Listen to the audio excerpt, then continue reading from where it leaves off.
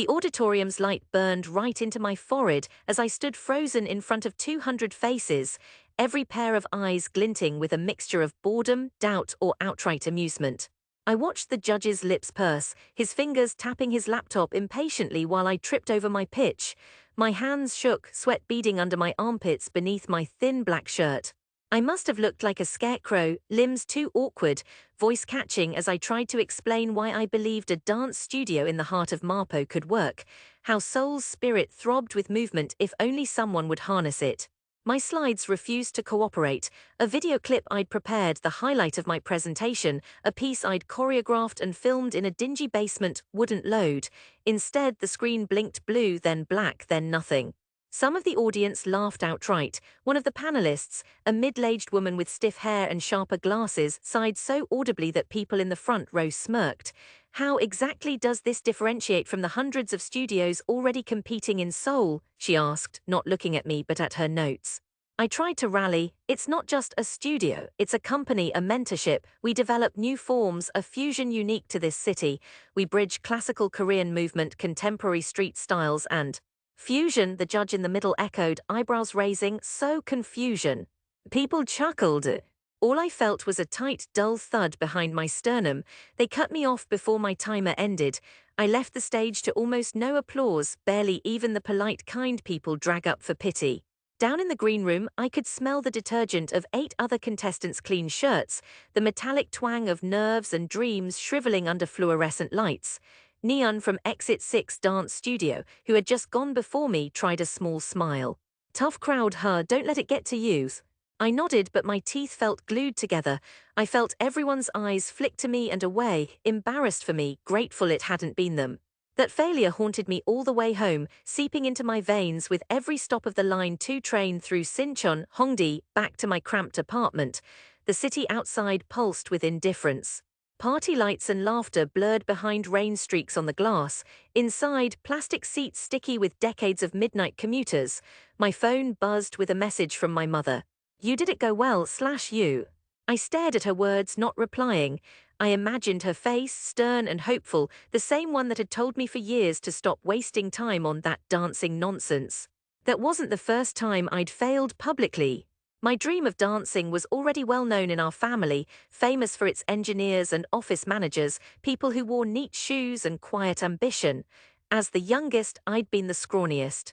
The one always in motion, inventing new moves at every holiday gathering until my older cousins would laugh and shove me aside. Once, at my grandmother's house, I tried to teach my little cousin a locking routine. She'd caught on quick, but then my eldest aunt came in clucking, "You'd do better teaching math, that's a real skill." My mother always told me dance is a hobby, Minja, not a future. That simple sentence over and over, strung more with each repetition. She meant to protect, not belittle, she'd say, but it never felt protective, only suffocating. When I started spending my own earnings on open classes in Hongdae after work, family chats grew quiet. At gatherings, conversations skirted the topic of dance altogether, like it hurt their throats just saying it.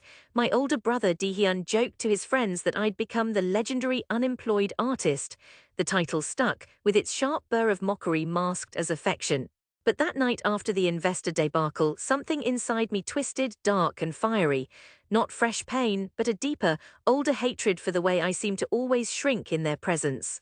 I raged in silence while undressing, folding my jacket neatly on the floor, a habit my mother drilled into me, deep, helpless resentment, then a wave of guilt, cold as the tiled bathroom I stewed in after my cold shower.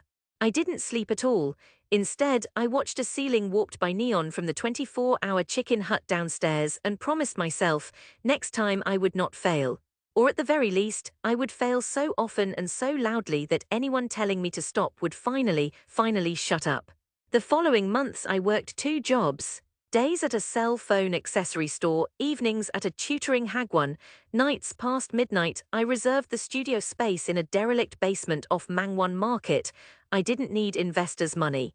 I needed time, a following, a damn reason. Everything itched with effort. At the store, standing all day, every customer's demands wore me out. At the hagwon, correcting essays for sullen teens, I lost patience. My body twitched for rhythm, for the freedom to break out into movement on crowded streets, but I kept my fury banked.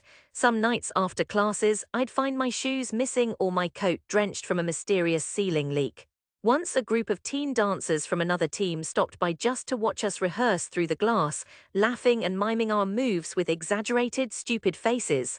I gritted my teeth and kept going, but small changes began. First it was Gayon, a friend from an old dance crew, texting me late. "Hi young, I showed your piece to my cousin, can she come next time?" Then another, the sessions doubled, then tripled, 5 of us feeding off the energy in that narrow, mirrored room, the bass pulsing through the pitted linoleum. We posted our clips online, one went viral, a traditional fan dance morphing into popping, set in the neon-ruined alley I called home, comments exploded. Overnight we had followers. Still, when I went home, it was always the same. My mother would glance at me over her tea, her lips thin, eyes shadowed with tired pride and old fear. My brother's barbs grew less frequent but sharper when they came. "You're trending now, so what? That doesn't pay rent," Dihyun said one night, voice pointed as chopsticks. He wasn't wrong, money came slow, drip by drip, never enough, but our tiny community grew. We taught drop-in classes. We hosted showcases in old school gyms and streamed them, our voices muffled by old microphones, but the crowd was real. I lived for that pulse, every cheer, every gasped wow after a tight combo. 2 years in, an international dance festival invited us to perform. I almost didn't tell my family, but then the instinct to confront grew too strong, a current under my skin, raw and urgent. At Chuseok, with the house stuffed with cousins and smoke from grilling meat, I dropped the news across the table. "We'll be performing at the Seoul World Dance Festival next month, the international showcase. Live-streamed, sponsors, press, the whole thing." Chopsticks paused midair. No one spoke for a second, not even the youngest, who were usually loudest. I watched my aunts' faces, some flicked their eyes between me and my mother, pitiful. My uncle stared, half amusement and half disbelief. My brother's mouth twitched, spoiling for a smirk but failing to rise to it. "Ah, you mean you'll help backstage with lighting or something?" My oldest aunt finally broke the silence. "No. I'm the main choreographer," I said. "I'm performing and so is my crew." My mother's silence hurt worst. "That's quite impressive," she said, voice flat and unreadable, turning back to her teacup. That night I lay awake in my old room, the walls papered in faded posters from my middle school years. The same old aches, the rage and the hopeless need for their approval fought inside my ribs, each breath raw. But something had shifted. For once their doubts strengthened me. I wanted more than survival, more than grudging acceptance. The month after was all rehearsal, sweat-drenched exhaustion, arguments over tiny details. One of the youngest, Soo-young, sprained her ankle in the last week. We rebuilt the piece overnight. The adrenaline left me nauseous, sleeping 3 hours a night, drinking too much instant coffee, but the piece took shape. A journey through traditional and urban movement, soundtracked by a blaring mix of pansori and EDM, costumes a riot of borrowed hanbok scraps and thrift store trainers. Show day arrived bright, cold, strange. The festival lot outside Olympic Hall pulsed with banners, sound checks, dancers from Ghana, France, Mexico. Our call time was 17:00, but I arrived 3 hours early. I wandered the corridors, checked every detail, every light cue. I didn't invite my family, but someone must have told them. The cousins chat, maybe my brother. 15 minutes before we went on, I saw my mother, stiff-backed and immaculately dressed, standing with Dihyun near the lobby's glass doors. My aunts gathered behind, clearly baffled by their surroundings. My cousin Youngsuk hovered, turning her phone in her hands. They looked uncomfortable, wholly out of place, but they'd come.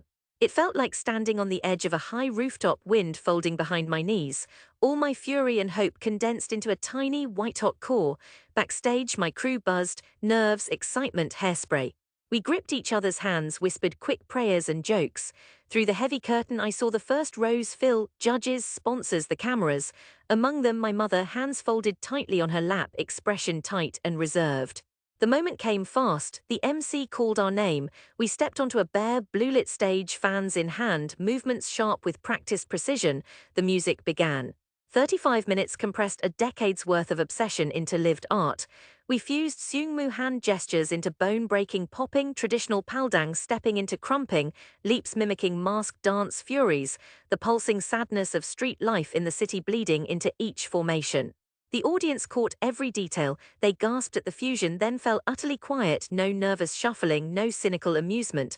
By the final piece, a solo I'd choreographed for myself, a bridge between old tradition and relentless change, my lungs ached with effort. My sweat strung my eyes, but I kept going, controlled rage turning sharp as glass, then melting away, the final pose held until the music ended dead. For a breathless beat, nothing. Then the crowd erupted. Applause, cheers, people on their feet, the sound cascading through my thin shirt and splayed fingers. My mother was on her feet, face unreadable except for her wet eyes. My brother's jaw hung slack, for once empty of quips. Backstage, redolent with spilled hairspray and dizzy anxiety, we all wept and laughed. My phone buzzed with messages, invitations, producers, journalists. Brands wanted to sign us. My old Hagwon boss sent a photo he'd snapped from the crowd with a single word beneath: respect.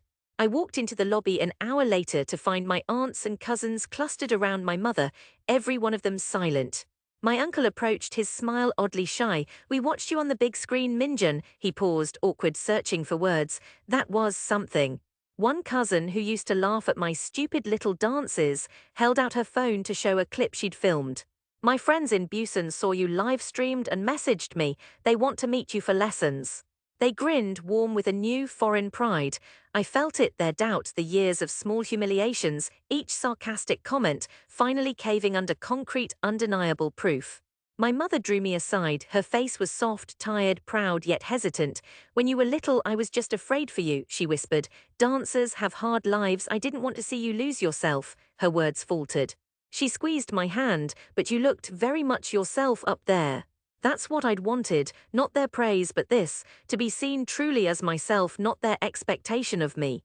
My rage faded in the light of her trembling approval, replaced with something heavier: relief, forgiveness, the possibility of peace. Yet that night, after the news pieces ran and the city's lights receded from the taxi window, I found myself not in celebration but memory. My feet carried me to the old neighborhood, where I knew the family would be gathering again soon. When Chuseok came, I returned deliberately. I brought 3 of my dancers, arms laden with apples and jangsari rice cakes. The living room filled with laughter, cautious at first, then real, as my aunts pulled out videos on their phones, sharing with anyone who would listen. My younger cousin begged me to teach him one move, just one, and this time when I did, everyone watched. Not with skepticism, but with something like awe. Even the oldest aunt, who dismissed me years ago, asked for a lesson, her stiff limbs gamely following my lead to much merriment and applause. Later, as dusk pooled in the corners of the hallway, my mother joined me outside, her hand warm on my arm. Light spilled from the window, the familiar cacophony of voices and the clicking of chopsticks underscoring her words. "You came back." I nodded. There was no need to say more. There was no perfect closure. Old doubts lingered in glances, in the careful phrasing of questions. But when they asked about classes, tour, the next big thing, the curiosity was genuine. I realized that for years my greatest struggle hadn't been outside, the judges, the snickering teens, the sneers of strangers, but here at home, in the uneasy hush between my dreams and their disbelief. Now standing on the balcony while the city below pulsed with the soft thunder of traffic, I had crossed that line.